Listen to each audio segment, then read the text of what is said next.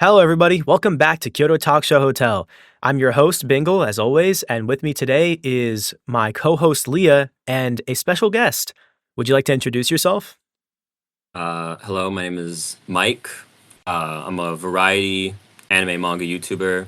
I have 5K more subs than Bingle, and I'm Okay, just bro. happy to be here today. Did you really need to say all that? Whatever, bro. Whatever. All right.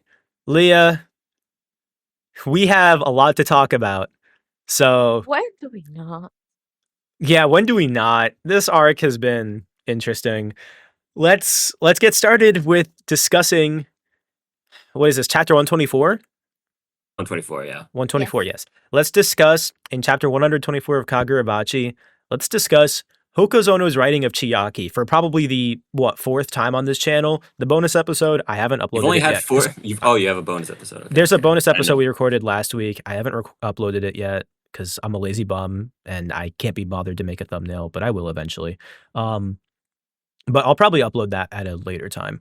But Okay, all right. yeah, when do we not have stuff to talk about with regards to Chiaki? Anyways, so we need to discuss Hokuzono's writing of Chiaki again and just kind of really understand why Chiaki seems to be more of a plot device than an actual character. So, Leah, I had a very feel free. heated We're just discussion gonna get about this Leia go off for a bit, then Yeah. me and Bingle will join in. multiple times already. So the thing is, there's a difference between a character that is a plot device and a character who is reactionary. What's the thing? Chiaki's the things Chiaki's being forced to do is quite literally the main motivation for the three most important things in the manga, three most important events happening. The blade being forged. The malediction rooted from here, like the hatred for the Mikaboshi rooted from here, and the war itself. What is the problem? We never get to actually know Chiaki's feelings or her input of the things that she's suffering. We never get to see who is Chiaki beyond these relationships. And it doesn't look like Hokazono is going to do it so far. Because what's the thing? Chiaki got threatened to carry the Mikaboshi King's child. We know what that is. And this thing that happens to her is what is pushing these things to happen, these blades and this malediction. It's not her. It's her suffering. Her suffering is what makes these characters move. Her relationship with this man is what makes the plot move. It's not her. Her suffering is a plot device. Her suffering is what moves the narrative. It's not her herself. And I just do not think that's very woke because he is trying to do a criticism that is not landing because he is framing this criticism in the eyes of the men, in the eyes of the heroic moments. Because we never get to see her opinions of it. Like, how does she feel about being used like this? Because in her chapter, we get an insight of her, but it's mostly about her feelings on Kunishige and what Kunishige represents for her. The only part we get about her waking up to see a little threat to her life and to her body is literally one singular panel.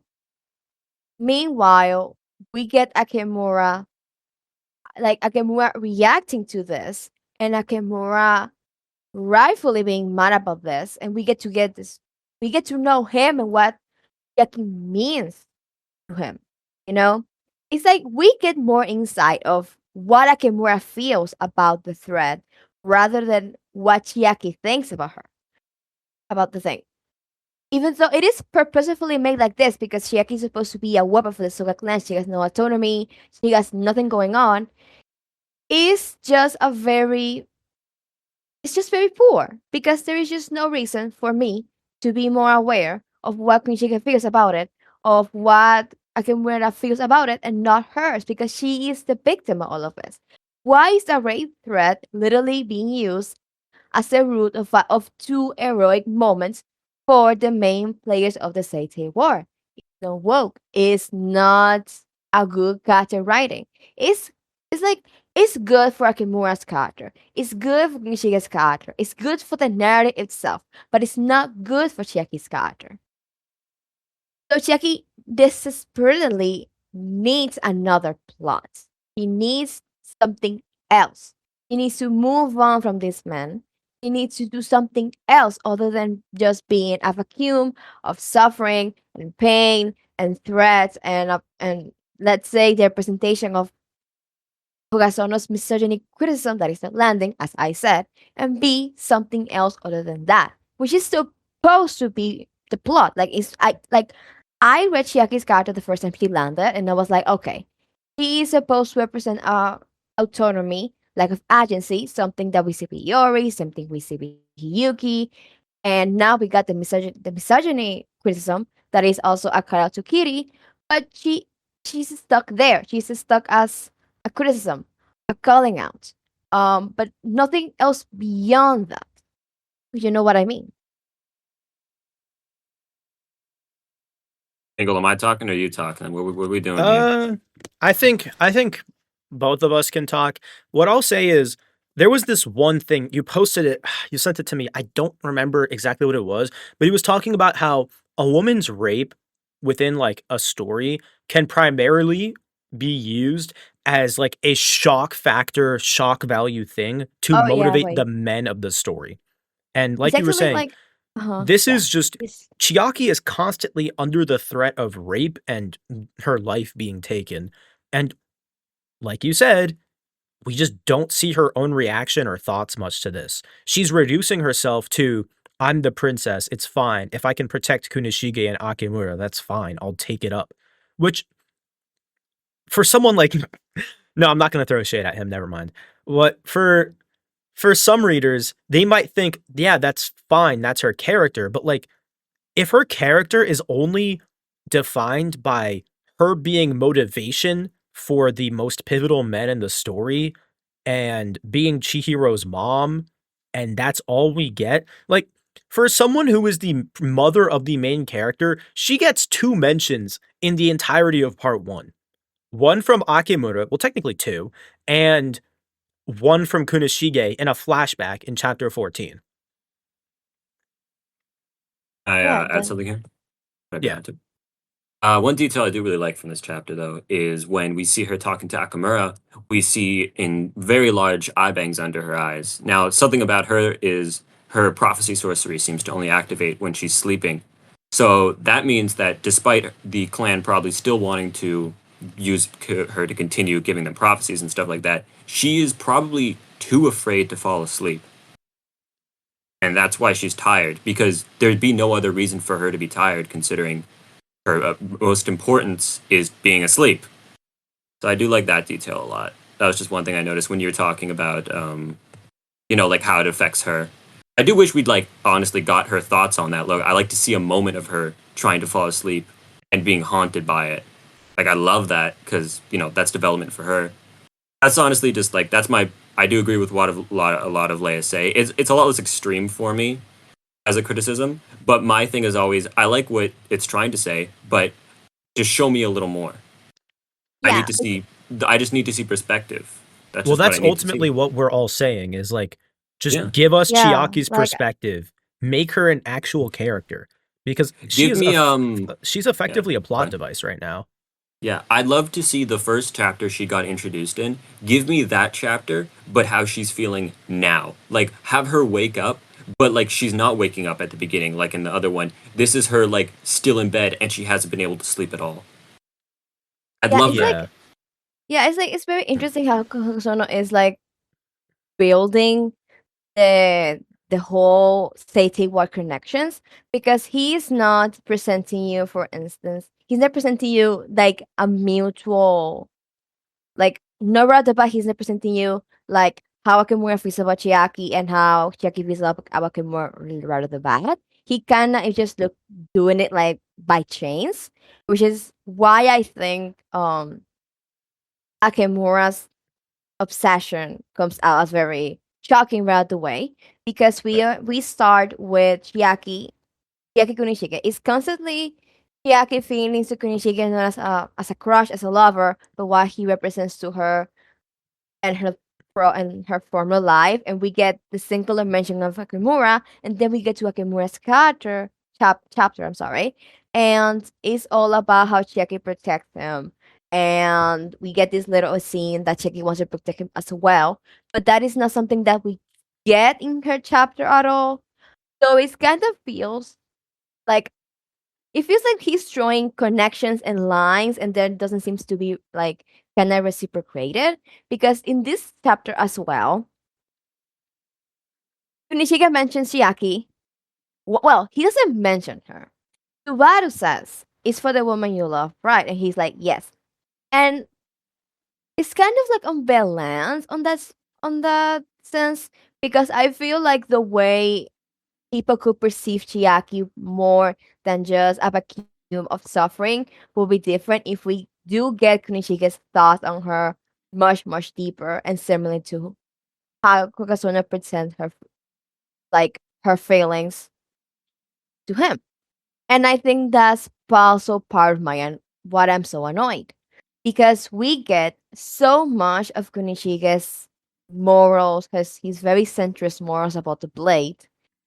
Meanwhile, you get Yaki's whole thing being about freedom in the shape of Kunishige, you know? And I don't think that's good, you know? Because for example, with Kakemura and Chiaki, Akemura wants to protect Chiaki because he thinks he needs to repay her. Okay? And we get an example of Chiaki protecting Akemura. So Akemura is going to repay her. That's normal. That's like a very well done seed being done here, a seed of what the relationship is going to become later down the road.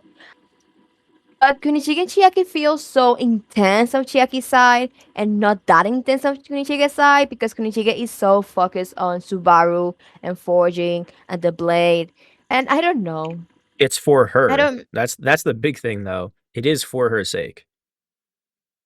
Which He was we totally we've fine with just living out in that cabin for the yeah, rest of his life. he was fine living out in the cabin by himself and just like maybe starving someday, not even selling his blades and making a profit because he's so obsessed with making a perfect sword instead of, making I'm money. very confused with Kunichige's feelings. Like, Yeah, I'm very confused. he Because the he says he loves Chiaki. Okay, that's true. He says that, Tsubaru says that, and he's like, yes, I do love her. But I just do nothing, anything that Kunichige has done previously to that. It's like, okay, you love her. But how you feel about the blade is much more important than her. In fact, what the last chapter was trying to do was to tell you that Kunichige left his morality aside for her sake.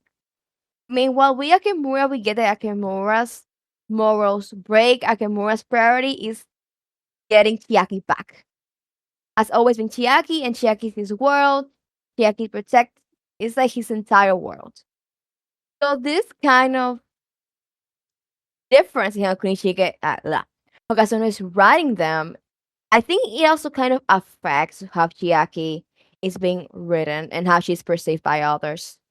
Because not only her moments are like used for the sake of her, like expressing and suffering are used for the sake of the men, but rather the way Hokazono is writing these men and the relationship with her is so opposite, and for one is very poor and for one is excellent. So I'm like, and the thing is that at the end of the day, the main man Chiaki is going to be with is going to be Kunishige because he gets pregnant with Kunishige's child. Like that is reality. Like like I wanted to believe, and I said it, and I thought about it multiple times. Okay, Akemura has to be the most important person, but it's not. It's Kunishige. Because there's like a build up being done to the moment they reunite, and Chihiro appears. So it's like I'm very confused. I'm very lost on what is Yeah. being right to be done here. Turning back over to Akamura, something that like I did want to actually discuss with some people because this is something I've had on my mind a lot. Is I don't think anyone in Akamura's life ever loved him except Chiaki. His mother, obviously, his name. He's got a very dark name Yeah. that you'd have to give a kid. And also, the only time we ever see his mother talk about him even is with Chiaki. She never even talks to him face to face.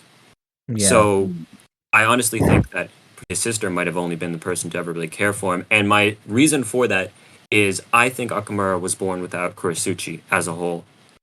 I think he was born with just simple flower sorcery. I think he has the ability to create flowers, and that's it.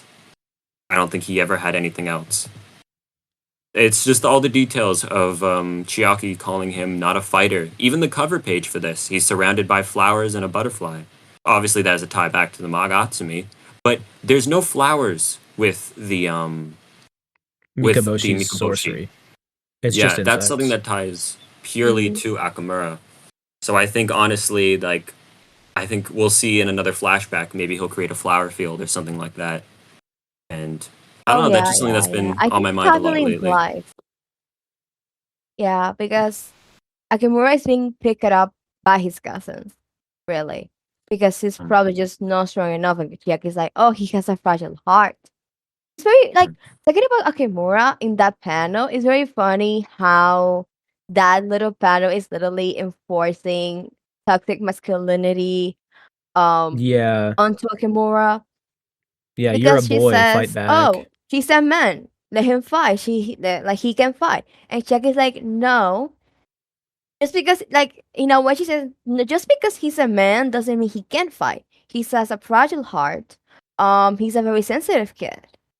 You know, I think that this little interaction be kind of like the first. I think Chiaki may have been the very first better person, or mm. maybe be the closest we get to, like, I won't say something like Maki, but rather Chiaki didn't really have this clan masculinity very ingrained to her, or rather her love for Akimura kind of just Yeah. like broke that belief and doctrine they gave to the Soga men. Mm, So it's gonna be really interesting to see how this develops. mm, But like, Yeah. yeah, I don't think it's crazy to say that Chiaki was the only person that really liked Akimura. mhm, Yeah, I want Like to see the she is relationship. Akimura's world. She mhm. is Yeah. Also, devoted. something I did want Maybe to he's ask, devoted because to her. you guys are usually some of the people I go to when I see some translations thing. What was going on with that one dude calling Chiaki's mother mother? Like, was that just a maternal like clan thing, or is that like literally him calling her his mother? I'm going to assume. Okay, I asked Pico about this, and he said he has no idea. But I'm going to assume. I'm like to see what the Japanese implies. He has no idea. But I'm going to assume that because she is princess, um, like her mom becomes mother and Akimura becomes master. Yeah. I'm going to Yeah. assume it's that. That was I was my kind of leaning towards guess. the idea. Yeah, I'm going to be honest. I would like a half sibling. I think that could be really cool, That would be and you could really go some cool. directions with that. That means that there's Because I mean, we don't know another uncle for Chihiro. father. Yeah, there's just two. Then like that would mean there's two men that we have no clue about. Yeah. Do they just like kind of exist? Would you guys I think we'll ever find out who Chiaki's father is? Question: no Where is clue. Soga dad? Where is the father? I'm not sure. Dead, probably. I Probably don't dead. know. Why I do think we he have was. no acknowledgement of him? I think I'll be honest with you. I think he is someone who was. I do think he's dead. I think he's someone who was part of the major bloodlines in the clan. However, the fact that he either married or just spent a night with one of the, well, multiple nights with, because there's two kids, with someone from the minor branch, he might have just been like shamed out of the clan. Like, I keep thinking about him. I Like, haven't I thinking keep about him a thinking lot about the too fact recently. we have a very strong, we have like a clan that enforces women to be maids, women to be submissive, women to be weaponized, and we have the male Soga members who have to be fighters, who have to be strong, and you're bullied if you are not strong enough. And then we get a very weak, well, I'm not gonna say very weak. Going to say a man that is a boy that is bullied because he's not strong enough, he's not masculine enough, he's fragile, and we get Yaki who becomes a You cut out there. Soga Your mic princess, and kind we of. only see the You mom, and the cut out. dad is never acknowledged. The lack of a father, the lack of the paternal figure is quite literally not acknowledged here, which is Yeah. strange, you know. Like no matter, it's And like like this could all like totally come back to Akamura wearing Mikaboshi clothing. Like that could be him kind of thinking like this is what a man is. This is what a man should be. really, like I think that part of the reason he is like very devoted because obsession is not the word. It's supposed to be attached, devoted, affectionate, whatever. Mm. I do think that the part of the reason he's like this is because Akemura had to assume the role of the male figure in the family because Yeah. there wasn't any of them. Mm. Like I think that's essentially what happens. Oh, also when you're pointing out that the fact that it's very obvious now that the Soga clan is incredibly strict with how they enforce gender roles, that in this chapter when we see the bloodline of the Soga clan, you know, with Hiruto at the top, then you have the two secondaries, there is a woman who is in line with the elite swordsman of the family. And we don't see her this chapter, but Hokuzono draws her a little like emoji like he does for other people in this. Yeah. And that's obviously very intentional because every single one of the other people here have appeared. Like the dude at the far left bottom, he's one of the people who was at the Enchanted Blade meeting to show just how like deep the Soga clan have their fingers in the government as a whole. And the other dude is the guy who trained Akamura. The three others are bodyguards who are around Gyu, and then the other are just like, you know, we all know those guys. So I think it's very curious that he drew her, yet she didn't appear. So we could be seeing her later down the line. I hope we do. I think it would be a really interesting perspective to see her. And like what was going on with her for her to like be so strong that they like couldn't press that gender role onto her. I think it maybe it's like the first reference we get to Pinky. I say that every single week. You have no idea how many times I've said that, Leia. If you You check my never know chapter where the reviews, Pinky every reference is. analysis is. Yes. I've been focusing on Itsuo Shirkai of all people lately because of that. I don't even like Itsuo Shirkai, but I just think him not having an enchanted blade, but also training all the sword bearers except Pink Bear, because we don't know their relation yet, is one of the most interesting details so far for me. I have to say also that I think Chiaki's mom became one of my favorite.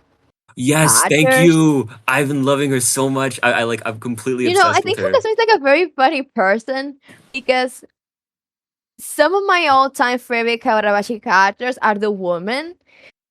When I just don't know if it's like intentionally does it like what or he just is like it's like I don't know how he does it, but Chiaki's mom is a victim of the Soga clan, like a victim of of that systematic, oppressive, misogynistic clan she grew up in.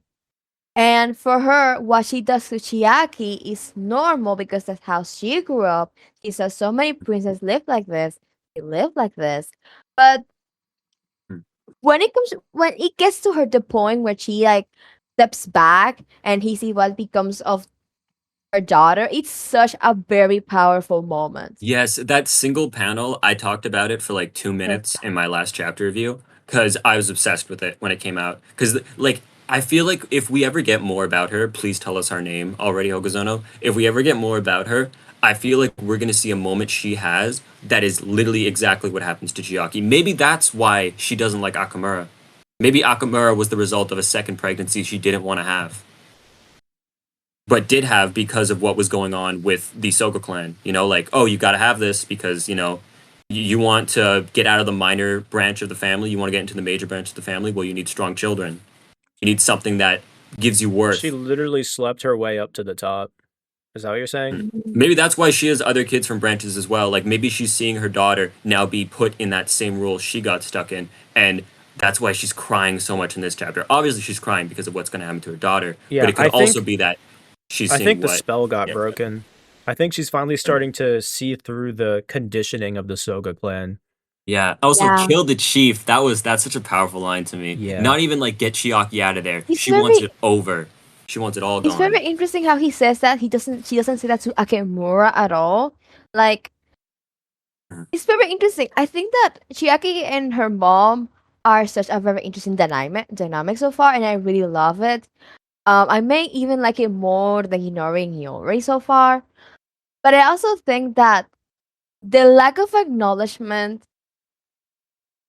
from her to Akemura and how Akemura really doesn't acknowledge her at all in the only time they interact, which is when Chiaki calls to him. I Mm. think it's very interesting. Like we never get to actually see them together at one Yeah, and point. she keeps walking during that scene too. There's an intentional panel of that, I believe. Yeah. Mm. Like I think, yeah. I'm liking that theory now actually a lot, that Akamura is the result of like a pregnancy she did not want to have, and that's where his name comes from too. Yeah, I mean, you it's don't all name very your child dark. light devoid of goodness without a little The bit Yeah. void of of the thing is that You know what it's it's reminding me of? It's reminding me of literally so My Hero with crazy. Endeavor.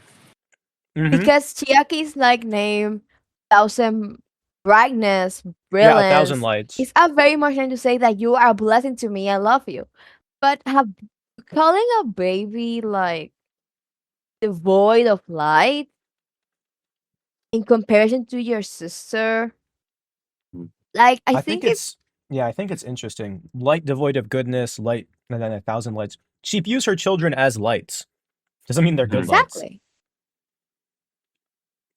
Yeah. I hope we I get think more. Like I really do hope. I hope we don't get. I don't want to see no fortune next week. I need one entire chapter about the Sogas. I do, yeah. Please, please, Yeah. I beg. I've been loving the Soga clan so much because when I first read Naruto, I loved the Hyuga clan, and then we never got anything from the Hyuga clan again. So this is like satisfying everything Yeah, I can wished I we could have talk had. about the fact Very that good. I'm a sucker Gyu for got a family name drop dramas. just like that? Yes, that guy's going to be important, or be immediately blitzed by Akamura in Yeah. one chapter. Oh, Akamura's killing the little girl. That little baby. Bye bye. Bye bye. Akemura, That he's baby either gonna doing die. it after the Seitei War. I saw someone on Twitter say that maybe at the end of the Seitei War, because you know that Kunishige was going to give them Magatsumi, like the Mikaboshi, as an Okay, why would he apology. do that? Well, I mean, they can't use it. And Akemura, we know that his base stats, like without Magatsumi, he still wipes most people in the verse. So I think that I'm kind of like, okay, Yeah. okay. Oh, and the Kunishige royal gives family the was like deposed. So I'm assuming the 6 guardians plus the king oh were yes. taken care of. I've talked about this many times before, but I believe why Akamura ends up killing his family is because he sees them as something that aligns with his rule. Where if you associate with my enemy, if you work with my enemy, I have to get rid of you. There can be no exceptions. It reminds me a lot of, I've said this before, but it reminds me a lot of Geto from Jujutsu Kaisen, where the first thing Geto did was kill his own family right after he had destroyed a city, well, a village, to like kind of be like, I can't go back from this now. I have my rule and I must live by it. There's nothing for me to fall back on. But my question is, why is he the exception? Because it's the thing I have said with Hakuri multiple times. He sees Hakuri as evil because he's part of the Tsunami. Yeah. If he sees the Soga clan as evil as well, why does he stands as the exception of it all? Why is he exempt from evil? Because ultimately he's 'Cause wrong. Like yes, a he hero's sees himself. a villain's ideology Right. has to be flawed. A Yeah. villain has He to be a sees hypocrite. himself as the blade. He is the blade, and that is it. He has no purpose anymore.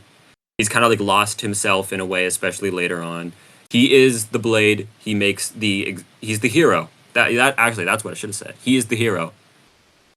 I think he's That's going pretty to much commit it. seppuku And by he the can't end of even it kill all. himself. So maybe he would. Maybe he I would have think after the he's going to. foundation. I don't think he. I don't think he's going to die by Chihiro's hand. I genuinely think he's going to kill himself I think by the end of it all. Like I don't think Chihiro's gonna die. Chihiro is going to break Magatsumi. Sorry, I think that I no. got I food now. think that what's gonna happen is Yura versus Chihira, Yura Magatisumi, after Akimura dies after he commits seppuku, because I feel like He might becomes a accidentally blade. kill a He is the civilian. blade. A very fitting ending for someone like him is to commit seppuku. I think either he'll accidentally kill a civilian and then he'll have to follow through with his own rule and kill himself, or what will happen is Magatsumi will be destroyed by Chihiro, and then because Akimura, like, he is Magatsumi in his head, he's just going to accept that like it's over and then use the broken Magatsumi to kill himself. I would honestly like my dream end for his character. I'd like for Chiaki to kill him. I think that would be my dream. I like he's in a state like I'd like for the Magatsumi to be broken. I think that's something that's going to happen no matter what. But but whoever deals the final blow, I would like it to be Chiaki. I feel like that would If be she such a good does, conclusion. how would you feel about her still being like, "I love you. You're still my little brother"?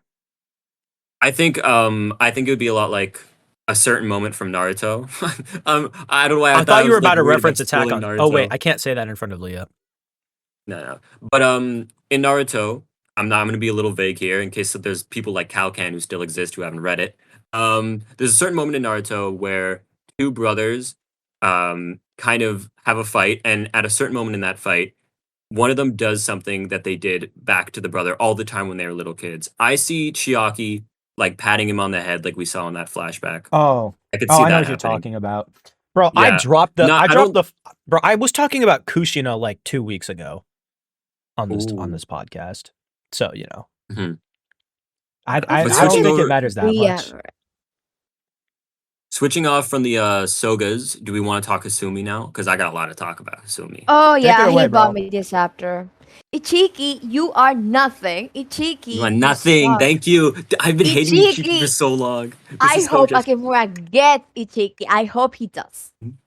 He's just Bro, he has no Ichiki, backbone. he's literally. I don't want to get political. Who cares? It's my podcast. I'm gonna get political.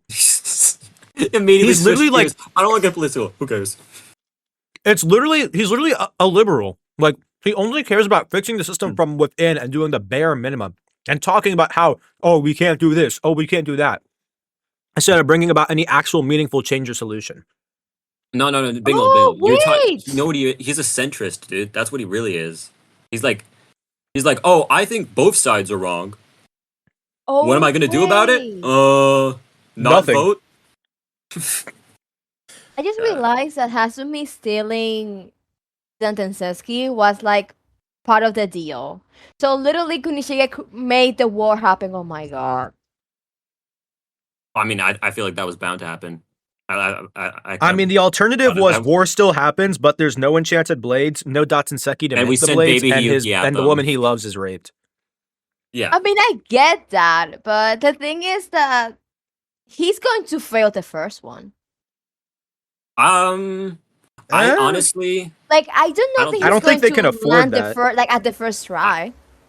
Come on. I'm gonna be honest with you. If Mashiro was still alive, I would have thought Mashiro would get the failure, and I think that was my theory for a long time of how Mashiro died. Mashiro got the first blade for just a small moment, and boom. That's how I thought like, Mashiro was gonna die for a very long time. From a writing standpoint, I do not think that making Kunishige succeed like multiple times, like he succeed at his first route to play, at convincing everybody that he can do it, blah blah blah blah. I do not think that on a writing standpoint it's good to make a character so major like Kunishige be successful right until the malediction. Because Isn't that like it the reads whole more point like of it? fan fiction than an actual character arc storyline. You know? Because he's already very much gift and people are literally gambling for him. I think that the first blade being not perfect or just being a prototype makes more sense because it's like, okay, I can do it, but I need to perfect it. Yeah, know well, I what I mean, there's mean? still there's the I'm your best line, which when you say something like that, I feel like it implies that the first blade wasn't perfect, that there was still issues with it, but it was still their new best option besides a literal baby bomb, you know? Yeah. Yeah, hydrogen. Oh, baby. also, we want to get a death pool going on of who killed Asumi? Because that dude is so dead. That dude's so dead. Oh, There's he no way definitely he's got alive. CIA'd.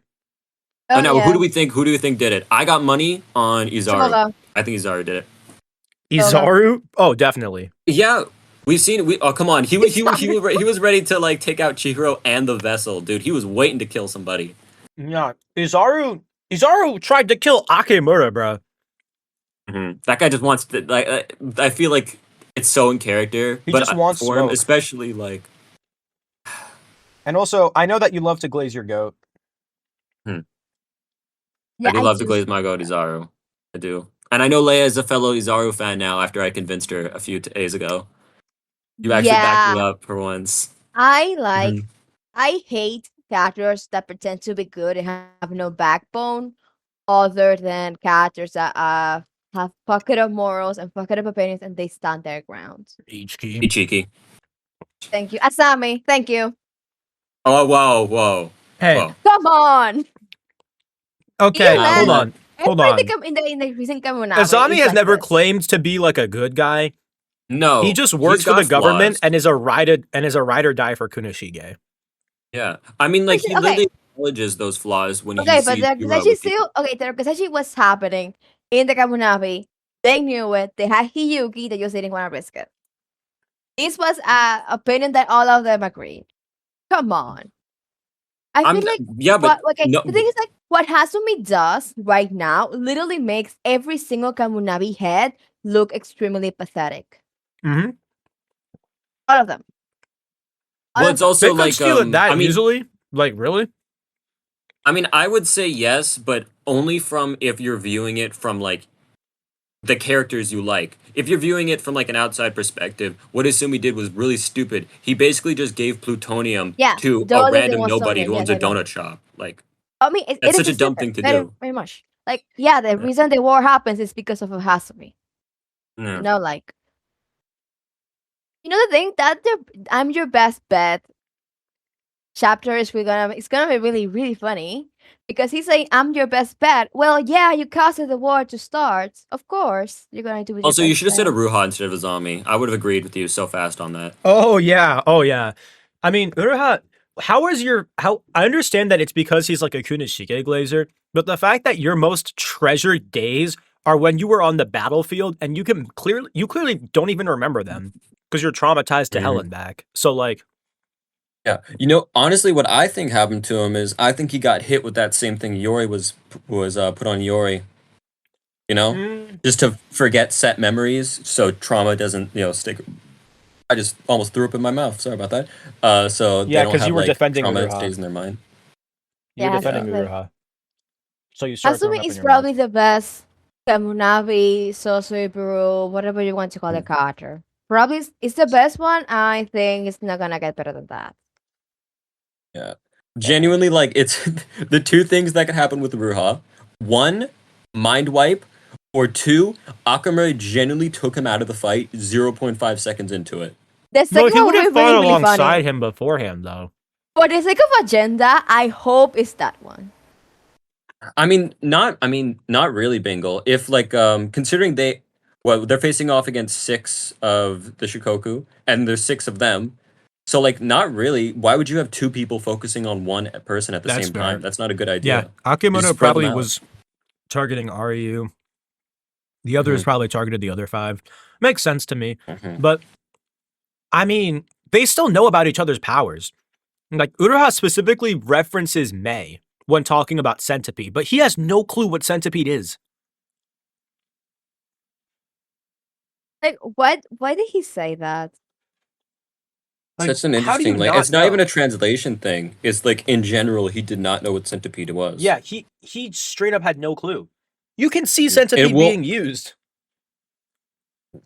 You know, it's really funny how he connects NTPD at first with Hakuri and Chihiro. But then he sees Yura and it's like this guy confuses me. I don't know. I didn't really think he got kicked out of the wall, like kicked out a fight from the just fight really immediately. fast. Because okay, if you get Kumejuri, like you get Kumejuri, you remember what Kumejuri does. What can Kumejuri do against Akemura? Yeah. Okay, I've talked about this before in power scaling videos before. The Kirmayuri has the worst version of Genjutsu I have ever seen in my life. It is absolute ass. Leah It doesn't is know the what equivalent. Genjutsu is. Like, Leah's okay, Okay, not a Naruto reader. like, okay, okay, well, like mind game stuff. It's the equivalent of standing with four curtains around you. Now, these curtains display what the room looks like. So if someone is moving around behind the curtains, you're obviously not going to see. However, the moment someone walks up to the curtains move. That's what happens with the dead bodies when they're charging at Samura. They go through the illusion. So you're telling me if anything starts moving while the illusion is going on, or at least approaching me, the illusion is basically shattered. Like it might like catch me off guard a bit, but I'm still gonna see him coming. And like like, it's only as good against Samura because he's a sensitive person. It's so ass, so no, ass. you like,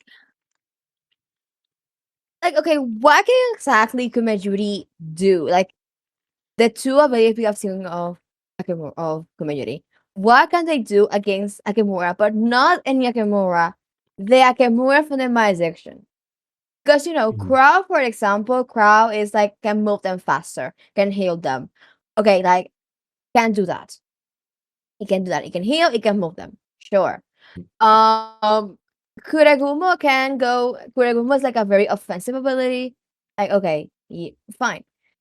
I don't know the other two blades, but what exactly can Kumejudy do in this particular context? I mean, I guess there's I play, genuinely but think Akimura saw him and kicked him out and sent him home, which is what he doesn't remember. I mean, it's kind of. I don't remember exactly. I feel like Bingle, can you back me up on this one?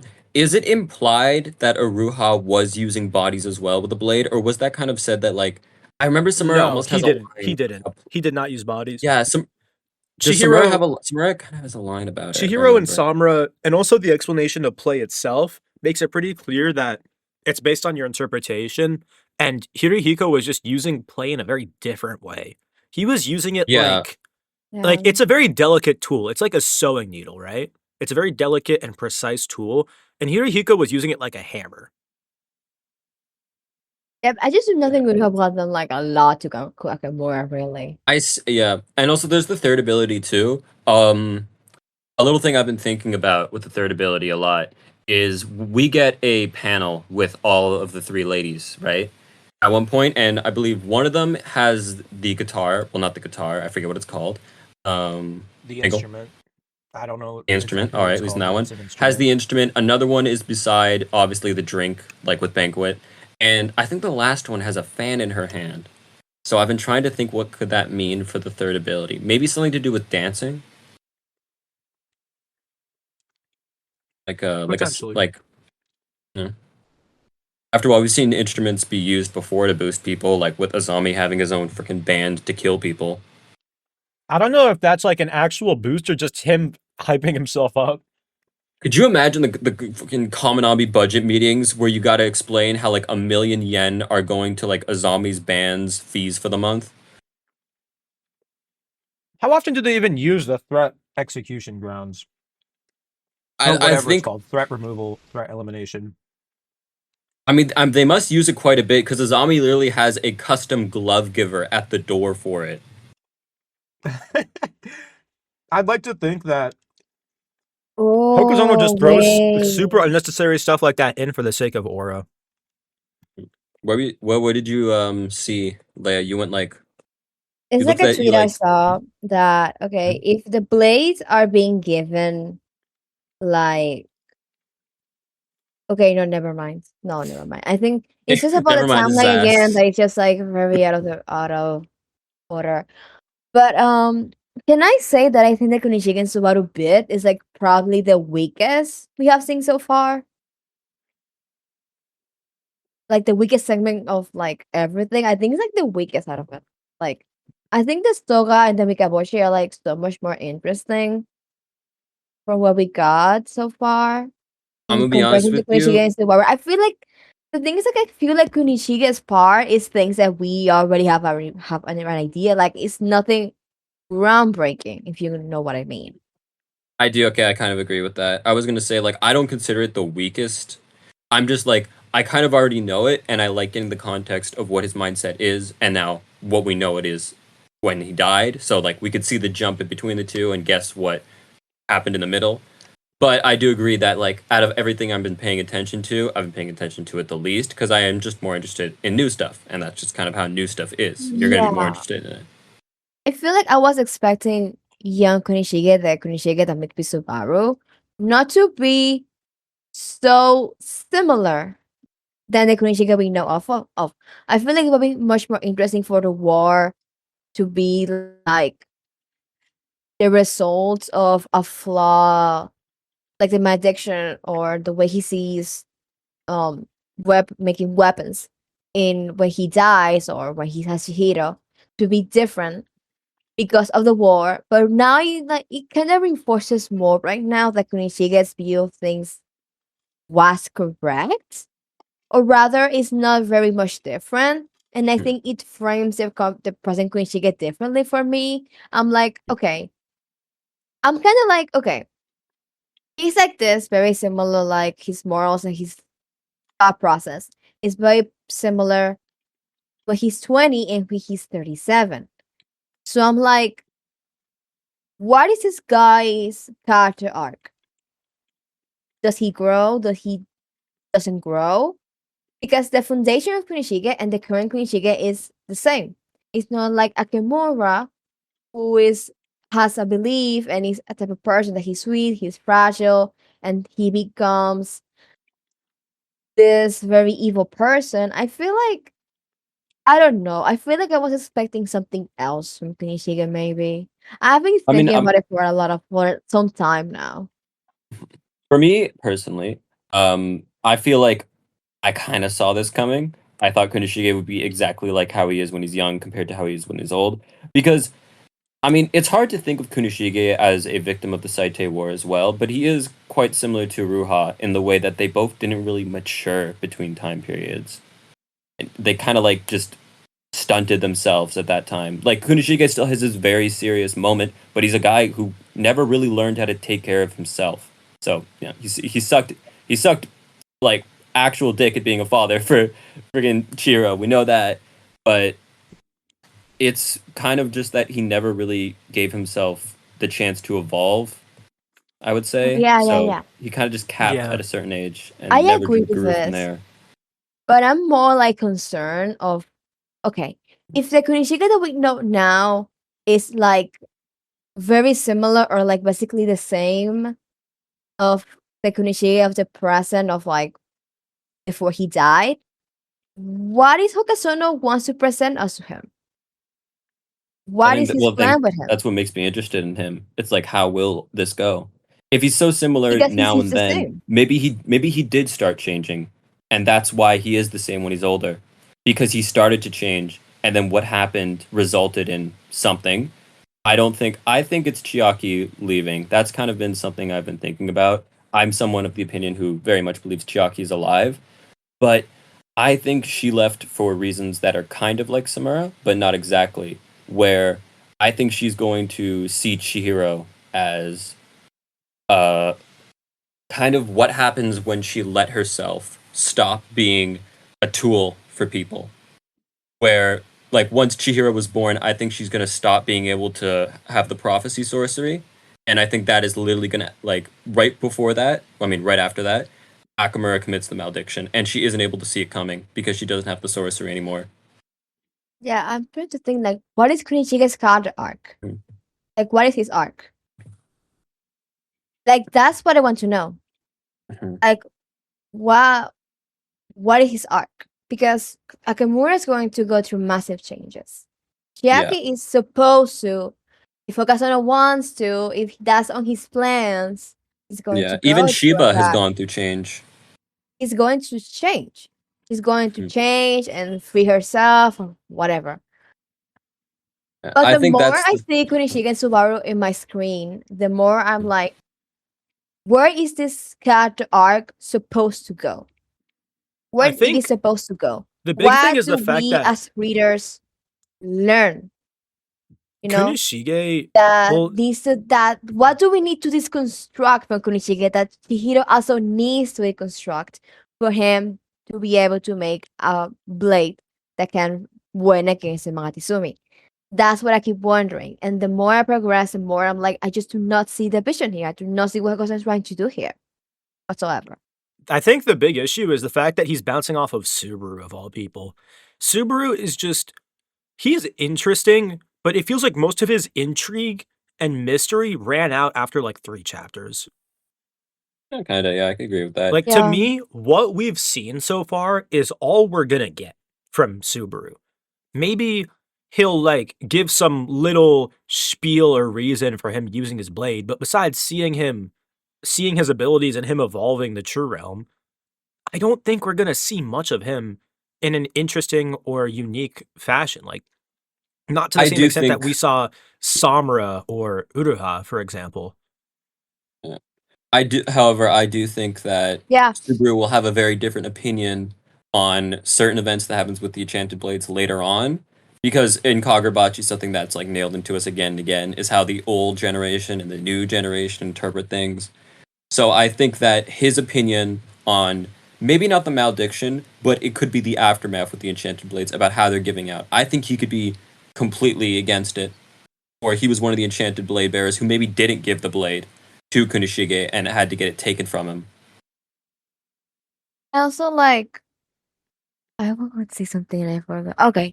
Also, because the narrative kind of like, how like everybody was like thinking that the Seite War was going to be the place where people were supposed to deconstruct the glazing. I think about that. Because the narrative is literally telling you, okay, the glazing is not wrong. Especially because like think about like I think more in a perspective of if I'm like in the narrative in the manga. If I was Shihiro and I was told that the reason the blades were made or the reason this thing happened that is supposed to be wrong or rather is supposed to be think critically or deconstruct. If you told me that the reason the blades were made or the reason there's such a things happened was because the enemy wanted to violate my mother's body and my mother's womb. If I was Shihiro, I would be like, yeah, my father is the best person ever made in this world. You get what I mean?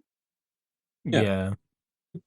So it's like, okay, I don't know if did I interpret did I say wrong what Hokusan is trying to do with Kunishige? Like, are we supposed to deconstruct Kunishige what he did at the glazing? Are we supposed to agree with him? Are we not?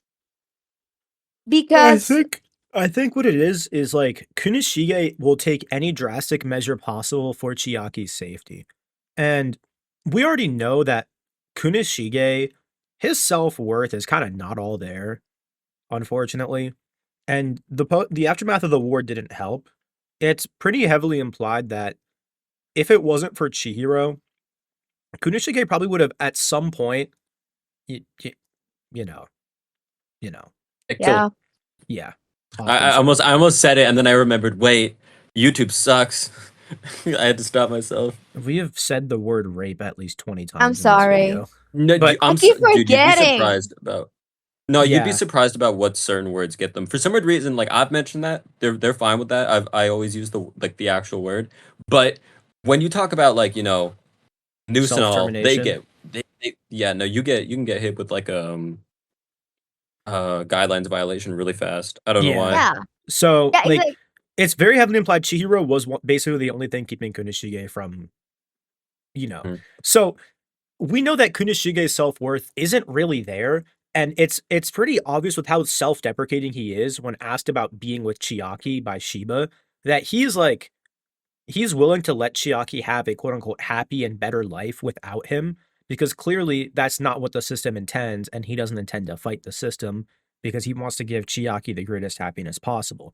The reason that but he also wants to have his cake and eat it too because not only does he want to give Chiaki the greatest happiness possible, he also refuses to become a living treasure, knowing that if he became a living treasure by just selling his blades to anyone, he would more than likely have the political influence to be able to marry Chiaki. So he wants to have his cake and eat it too. I Because he have doesn't want been to compromise on saying his morals, but also wants to be with but also wants Chiaki to be happy no matter what. So for him to then throw all that away, because obviously, the alternative is Chiaki gets sent to Mikaboshi land and gets raped. He Mikaboshi finally land. Come on, compromises. man. But even with the enchanted blades, he's still choosing who gets the blades. So he found a way to have his cake and eat it too, because he gets married to Chiaki, but it all backfires on him because he was so greedy. And because of that greed, That is, we know yeah. what Like when we you know said, what like, his I quote really hope unquote he doesn't keep. ultimate blade Good. resulted in. Yeah. Like Leia, when you said like I really hope he doesn't keep winning and winning, that is kind of the point of him though. Like he gets so blinded by hypothetically. that's what I'm He hoping. gets Like, so blinded by everything working out that it just like when it does go wrong, he gets hit by it hard. And that's the reason why he just doesn't change after that. He just gets completely stunted.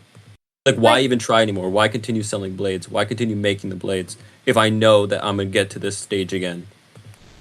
like I keep saying that it literally like if he doesn't fail or doesn't have any sort of obstacle at one point, because every single one of his obstacle literally got resolved in one singular chapter.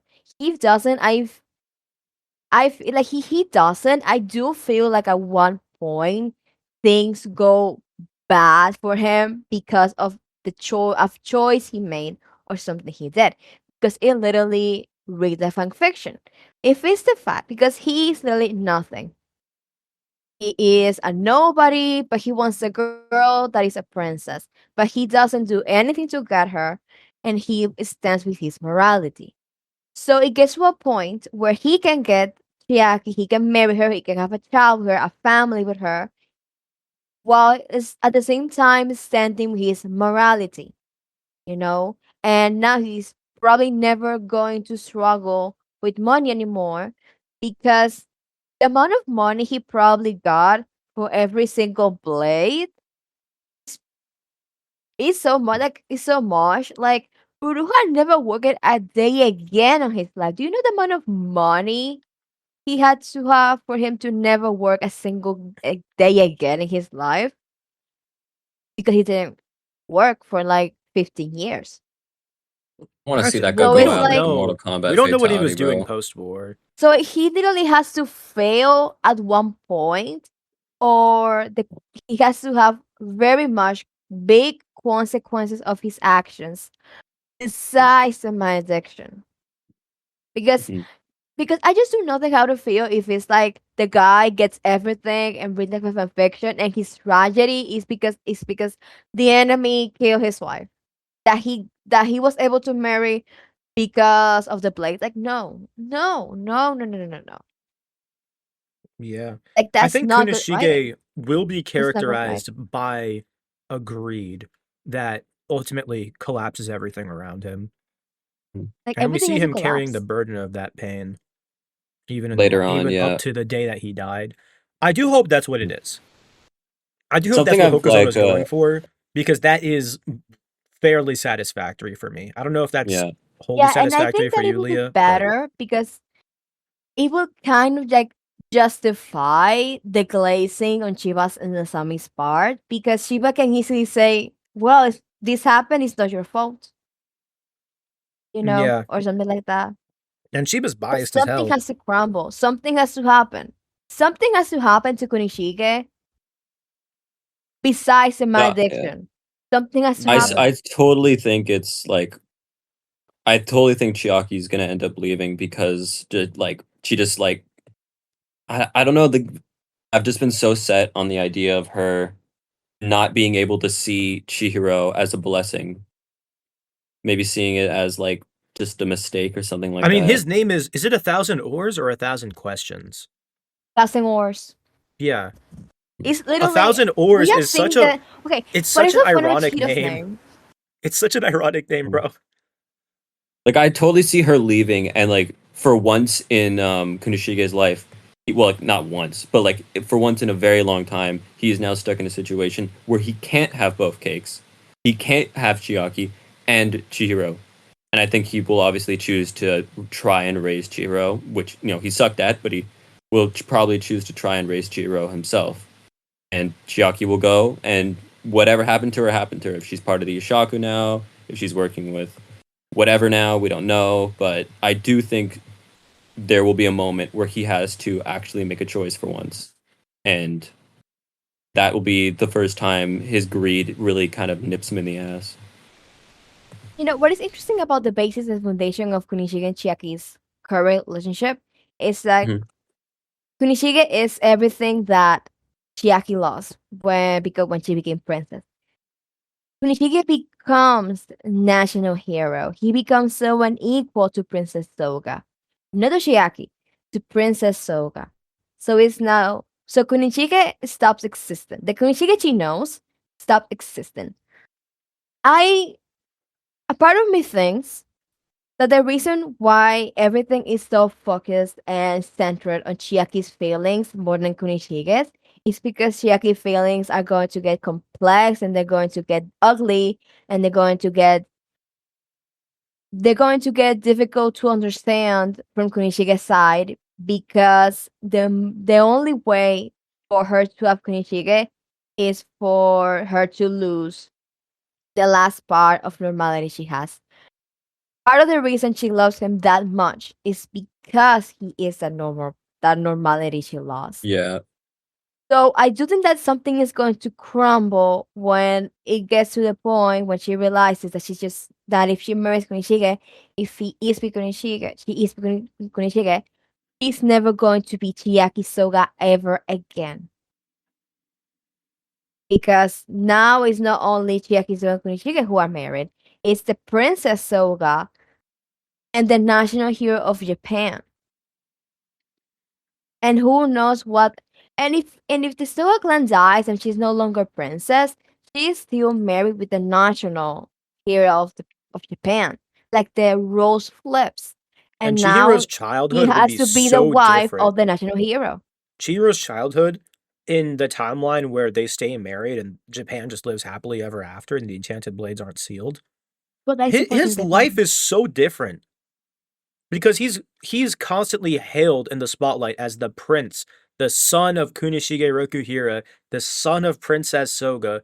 He has all these expectations and weights put on him, and he'd probably be what slated to inherit an enchanted blade at some point. Like his life would be so different, and then he would have this own expectation put on him to what marry someone so that his child can have Kurotsuchi. Like, okay, bro. Honestly, when I think of Soga Chihiro, I think of Hiroto. Yeah, pretty much. Hiroto, basically. Mm. So it's like I do hope that what makes Kunichiga and Chiaki's relationship so compelling and the dynamic becomes complex is when Kunichiga becomes the national hero and she's like, and that reality kind of crashes to her. That is, of course, if she doesn't go to the Mikaboshi Island. Because if she goes to the Mikaboshi Island and she visits the Mikaboshi Island and she's going to come back with knowledge of the Mikaboshi, it's going to get really interesting as well. Because they have a view of the Mikaboshi completely different from her, you know? And maybe Mm. it can be the way for us to get civilian buff and the difference between the civilian and the royal family. Yeah, I think that I really wonder how Akimoto is gonna react if Chiaki becomes a Mikaboshi apologist and turns diplomat. Mm. Because I think a big part of why he's so extreme is the fact that, well, he has this it was translated as obsession, but as I'm sure we're all well aware, the more accurate Yeah. translation is a devotion to Chiaki. Because from we know that most of them don't really understand what the Mikaboshi are. I shout out, I guess, Piku program, but he mentions that when the well not NPC, but this guy that stops Akemura Giyu. Why did I call him a guy? Giyu. When he's responding to Akimura, he says, if you have an issue, go and kill the Mikaboshi. But he uses katakana. This is like an interesting thing about Japanese because they have the three types of lettering systems: katakana, kanji, and romaji. Katakana is like a foreign loan script. It's almost like a mix of English and Japanese in a sense. Its intent is to alienate the person speaking in this context, or in other words, to be like the person. If you're speaking and your language use changes to katakana from kanji, then that means that you don't really know what you're talking about. And this has been used. I don't know if it was specifically katakana, but it was used in Attack on Titan when Eren hears Ymir say, like, call the Beast Titan a monkey, and he's sounding out the response. He doesn't actually respond to it like he knows the word because he has no clue what she's talking about. So he has no clue. Gyu doesn't know what the Mikaboshi are or about the six princes at all. But when Ichiki speaks about the Mikaboshi in, I think it was last week's chapter, he speaks with kanji. He understands what he's talking about. Thanks, Toby Fox. I hate you. Don't call me that ever again, bro. Anyways, so So how does Yatsuru play into all this? Where is she, bro? Where is she? How are you a white robe and you're not even here?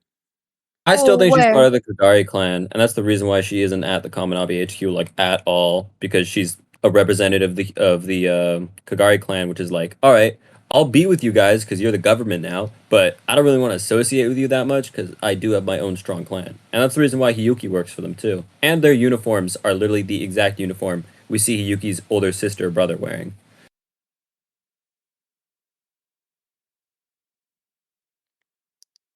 I've paid too much attention to Yatsuru. I'm very curious about her. Yeah, because I used to think she was a Soga, but I'm not sure now. who is she? Who is she? How is she a white robe, bruh? You And know, she wasn't Who at is the she? signing of the tree. She came in later. She came in way later. There's a lot of weird stuff about her.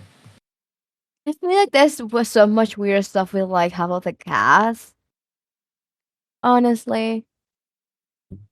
But Kansen and Jasuru are not present right now, and Shiki is. Just really funny. So Kansen definitely becomes powerful because of the blade. Hassan is part of the Sorcery Borough, though. He's there? Yeah. Yeah, he's there. Where? He's I the didn't leader. He just oh my doesn't talk. god! He's still the leader. Yeah. No, actually, I don't think he's the leader. I think that dude with the goatee is the leader. He is? Oh my god, I need to Yeah, review. that's why I'm seeing that dude so much. Go to chapter. Let me check. I believe it's right after the Hiroshima fight. Let me Okay, check well. for you. Yeah, go It to still chapter stands. 122. He's sitting on the left side of Izaru. Okay, let me. I literally did not see him whatsoever. Yeah. Izaru really is Hokuzono's like favorite child of the Kaminabi heads because like you got Kasa and you got Giraffe there, but like you still only let Izaru talk. Of course, I didn't read it. That was the one where there was like the very. Oh, it was the day I was distracted watching Aru. Okay. 121. Are you sure? 122, not 121. Oh, right. The Machito Death Go. chapter. Yeah. It's right after Oh, that that was. page. Oh, yeah, that was a chapter I didn't read. Makes sense. Bingle, did your co-host just admit to Why? not reading a What? Oh my chapter of god! Kagurabachi? How did I not spoil Uh, him? He uh, literally has this big ass thing into his head. Oh my go, god!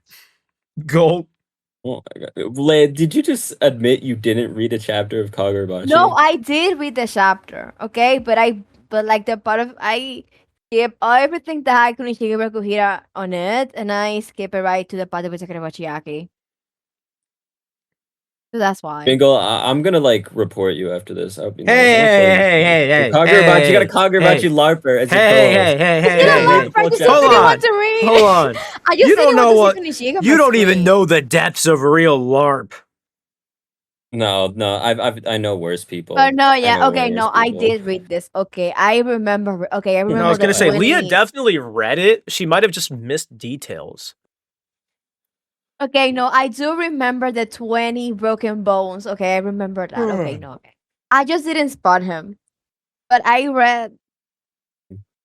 I thought the thing with that Yeah. chapter is that I read from the spread with Hiroto, Mashiro, Yoshino, and Shiba and down, and I just didn't bother to read the Kunishin and Subaru conversation because I just do not care.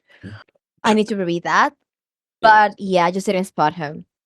My The other god. theory I saw about Yatsu is, you know the girl with the bob who works for the goatee sorcery Are barrel you dude? thinking that's her? I've heard people say that she might be the his understudy. So when he dies, because we don't see him in modern times, that she comes in and becomes like takes his place as one of the heads of the Kaminabi or sorcery barrel, whatever you want to call it. I'm just curious about like Oh, so many characters right now.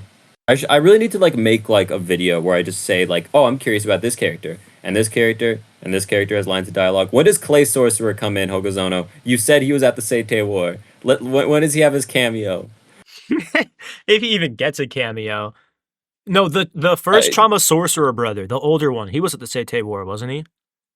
yeah, too. Both of them were. I mean, it said that like he's a cannibal Clay Sorcerer, so maybe we'll see him eating a Mikaboshi, like tearing into one on the battlefield. Yeah, it seems like outside of the Royal Guard and the princes, most of them are just the equivalent of like the mercenaries that were used at the Swordbearer assassination arc.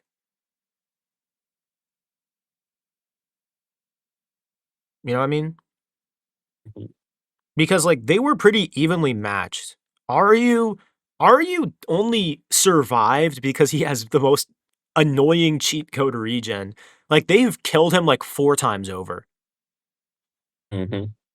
Well, I mean, like the first 3 times were because he was literally just letting them do that shit. But the last one with the ship, that was totally because of his regen. The ship, and then after that, they were about to get him again. Mm. Like it's oh. not their fault that he just has the "I win, you die" button for a sorcery. Does he look like Gojo? I don't see it. I'm seeing so many people still Are call you? like He doesn't even Giyu. People saying he how Giyu Giyu I Soga? don't see it. Huh? I'm going Oh, sailing. wait, no. This dude is saying he looks like wait, I mean that might be a JJK spoiler actually. Like, you know what Sukuna looks like later? It's been shown in the anime. Okay, yeah. Yes. Oh wait, no, no, no. Oh, you're not talking about. Oh, okay, yeah. We've all read Yes, JJK. We that know you're version. talking about. Yeah, that Yes. version of Sukuna. I'm seeing some people say he looks like that. I mean, No, like, he I kind of guess does. It's the robe and the hair. yeah, but Sukuna like takes that robe off after like one fight. He never wears it again. Yeah, but like you can definitely see it. I can kind of imagine Gojo's facial structure on Giyu, but not fully The because nose, it's just bro. yeah. The no. If you put Gojo in Hokazono's art style, I wonder how much he would look like Giyu. And we saw him try to do Deku that one time, and it was pretty good. Yeah, I actually have that. Like I have that drawing, the page from a Weekly Shonen Jump magazine. I keep thinking that the Chihiro bloody panel may actually be the Soga clan extermination. Because I do not think the current Akimura can kill them whatsoever. But Magatsumi Akimura can kill them. And who gonna stop him? Who gonna punish him? Who's going to stop him? That's the Akamura question, isn't it? I think he would probably spare his mom though, because we can tell she has more loyalty to Chiaki than to the Soga clan. I'm actually seeing okay, I was about to talk about something completely unrelated to Kagurabachi. I have to control myself for later. All right. Anything else we want to talk about though? I think that might No. be it. Yeah, that We've pretty much talked covered about everything I wanted Chiaki's to cover. mom. We've talked about Hasumi. We've talked about Kunoshige and Subaru. We talked about Hokuzono. Please, please, please give Kunoshige more flaws.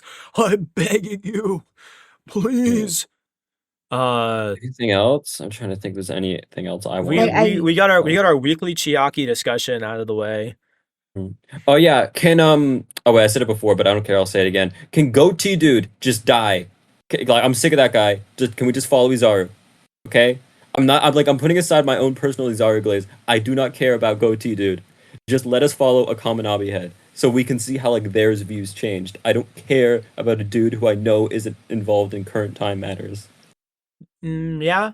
Can we see the Misaka brothers, bro? Let me Ugh. see I like need to see. I I want need to to see see the some Misaka brothers. I need to see them. I I need to want to see them see now. I mean like technically timeline wise, Samura and Inori would be like what, like newlyweds right now maybe? Well, we don't know when they got married, but we know Iori's on the way eventually. Yeah, yeah. So How I'm much assuming younger than they might have Chihiro like is Iori? 2 months. 2 months? A Yeah, few months. Iori's No, getting not 2 months. Yeah. Iori's getting forged sometime in the halfway point of the Seitei War then. Yeah, like literally a few months after Chihiro was forged. So that means Samura probably got deployed a little after that. Hmm. So we have I a like mhm. general idea of when Tobimune was forged if you just backtrack 9 months before Iori's birth. When is I'd Iori's really birthday? Isn't it love June 2nd? I think so, yeah. It is I'd really love if we get to see April like a 2nd. young Inori and Samura and they're like a really really flirty couple. Oh, That it's would get some April laughs out of me. 2nd. Okay.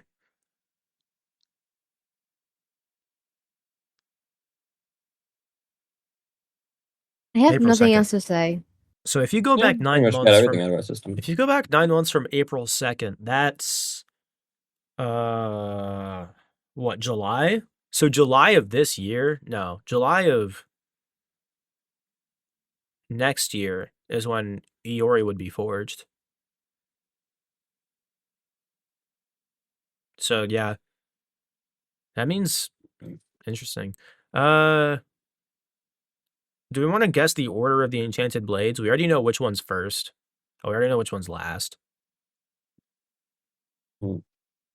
Do you want to Alright. guess the Anyone got order any closing words, I guess? Anybody? or not? Okay. Oh, not? Oh, yeah. Sakamoto Days is ass. That's my closing words. I'm not going to say what happened. I Sakamoto, just hate the don't stupid piss me moment. off. Don't piss me off. This isn't even a Sakamoto Days I hate. podcast. Don't piss me No, I'm off. just saying. I need to say that one time on Don't record. piss I me need that off. on record one Sakamoto time. Days, I wish I could unread Sakamoto Days. I This wish is I could. I wish you know Akawarabachi. that scene in This is SpongeBob Akawarabachi where podcast, by the Mr. Krabs. way. Wait, It's my but you know that podcast. no, but Bingle, you know that scene in SpongeBob where Mr. Krabs makes like the flavor of the Krabby Patty leave someone's mind? That's what I want to happen with Sakamoto Days. For me, just Bro, like take that shit out of my brain. I don't even want to drop it because if I drop it, I'm still thinking about it and I still have reasons to be mad about it. I just want to literally unread it. Like I just want to like take the visual information and the mental processing of every chapter of Sakamoto Days I've read and just remove it from my brain. I don't want to think about the series at all. So garbage.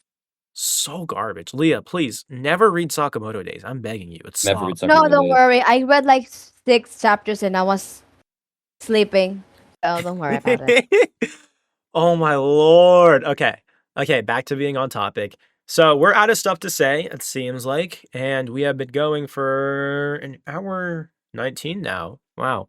Uh thank you, Mike Up, so much for showing out on this podcast on such short notice.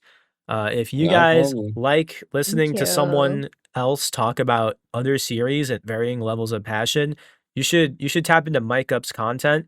As he said, he does have a substantial amount more influence than me for now. Say So, the number. Nah. Say the number. no, I'm not saying anything. You already said it at the start. But That's just because this guy started earlier and has more free time. I'm sure we'll be collaborating more. I've collabed with him. Oh, He's definitely, collabed yeah. with me. Great guy. Might see some Delta and stuff if any of you guys like Delta that. and stuff. Amazing Digital Circus for sure. We'll probably make a video taking a massive dump all over Sakamoto days. Yeah. W guy. So yeah, go shoot him a subscribe, go shoot him a follow or on Twitter, go like his stuff.